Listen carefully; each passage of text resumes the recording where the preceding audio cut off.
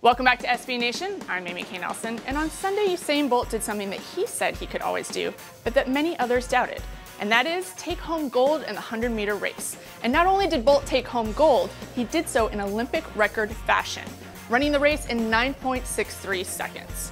For more insight into that and the overall weekend in track and field, here's House of Run's Kevin Sully.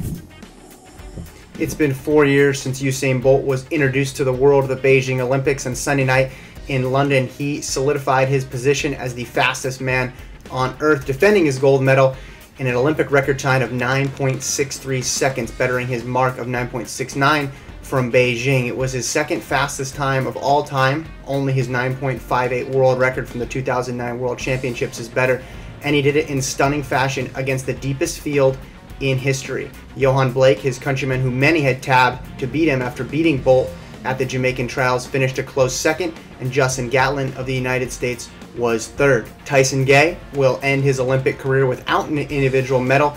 He finished fourth, and America's Ryan Bailey was fifth. Now looking at Bolt, he got a solid start, not a great start, but we can never expect a perfect start from Bolt because of his height. But his top-end speed was there. It was top-end speed that we haven't really seen from him since 2009 and led many to question his form and fitness coming into this race. Now that he has defended his 100-meter crown, Bolt will come back later in the competition to try to do the same thing at the 200-meter distance. His rival in that race, you guessed it, will be once again his training partner and compatriot Yohan Blake, who's run 19.26 in this race. Bolt's best is 19.19, so Blake comparatively actually closer in the 200 than he is in the 100, and Blake beat him in the Jamaican trials in the 200 as well.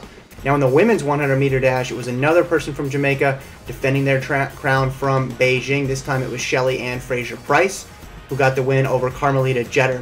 Veronica Campbell-Brown, who was the defending gold medalist in the women's 200, finished in third. Tiana Madison for the United States was fourth, and Allison Felix was fifth. Although Felix was fifth, this was not her best event, and she ran her best time ever. A good sign heading into the 200, which she has finished second in the last two Olympics in. She ran the 100 in this meet mostly to get some sharpness, to get the legs moving before the 200, and she'll need all the strength that she has because she will be facing in that 200 against SHELLY-ANN FRASER-PRYCE, against Veronica Campbell-Brown, against Carmelita Jeter, and against the newly minted 400-meter gold medalist SANYA Richards-Ross, who on Sunday got her first gold medal in spectacular fashion the last 100 meters, running down the field, including fellow American Dee Trotter, who held on for the bronze, and holding off Christina Horrigu, who was the defending gold medalist from Beijing and had the crowd behind her. She's from Great Britain. Richards-Ross looks really strong, so she will factor into that 200 as well as the women's 4x400 at the conclusion of the meet.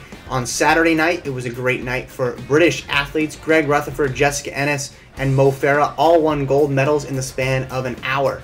For Rutherford, it was a surprise in the men's long jump. For Ennis, she had to deal with the weight of expectations, being the poster woman for this Olympic Games and having to deal with the grueling heptathlon. 7 events, she did well in all of them, particularly the women's 100-meter hurdles, where she set a world best, and she capped it off in style with a victory in the 800 meters. But capping off Saturday night was Mo Farah's spectacular win in the men's 10,000 meters, becoming the first British man to ever win gold at that distance. He did it with a 53-second last 400 meters off of a tactical pace, a tactical race, which was controlled most of the time by his East African rivals.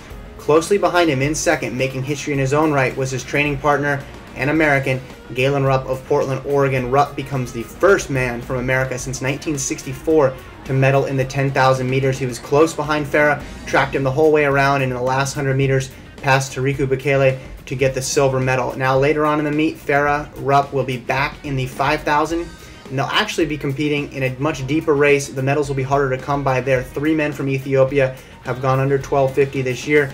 I wouldn't pick against Mo Farah, but the race will be much tougher than the 10,000. The American team, even though it is a distance race, is actually stronger in the 5,000 than it is in the 10,000. Bernard Lagat, the multiple-time world medalist, will be in there with Rupp, along with Lopez Lamong. So it should be an interesting race at the end of the meet in terms of watching for American breakthroughs in the distance races and to see if Mo Farah can cap off a historical double.